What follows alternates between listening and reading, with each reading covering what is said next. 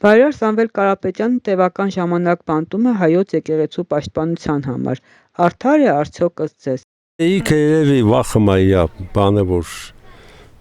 չմնա Նիկոլը, դրա համար կալանավոր եմ, էլի։ Վախում է իր պաշտոնից, որ չզրկեն, էլի, երևի դրա համար։ Դա առաջ երթին իր ապամարմինները թողեց, քնչական մարմինը իր ապամարմինները պատասխան տան, թե ինչի համար է դա ժողովրդին պետք է հաշվետու ունեն։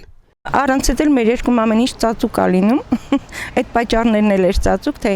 ինչի համար դա արվեց, ինչի համար չգնահատեցին Սամվել Կարապետյանին,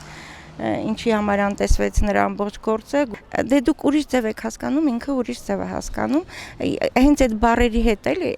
մենք մինչև հիմա գործերի փոխարեն բառերի հետևից ենք ընկնում, ոչ մեկ չի կարա ասի, թե այդ պահին ինքը ինչի նկատի ուներ։ Չէր կարելի վարկաբեկել մեր այդքան տարիների պատմությունը, մեր եկեղեցին միշտ թիկունք ա եղել, ժողովուրդը ավելի շատ վստահել է եկեղեցուն, քան իշխանություններին։ Չի կարելի, չէ, անընդունել եմ համարում։ Փաստորեն ինքը ագրեսիվ քաղաքականություն է սկսել վարել, ավտորիտար կերպար է ընդունել ու այդ ձևով առաջագն հաշվի չի առնում ինքը ոչինչ կամ անցյալօրվա ընտրություններից ինչի այդ մարդկանց նորից հավաքեց,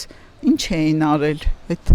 կուսակցության անդամները, որ բանտարկեց, դա լավ բանից չի խոսում, չէ։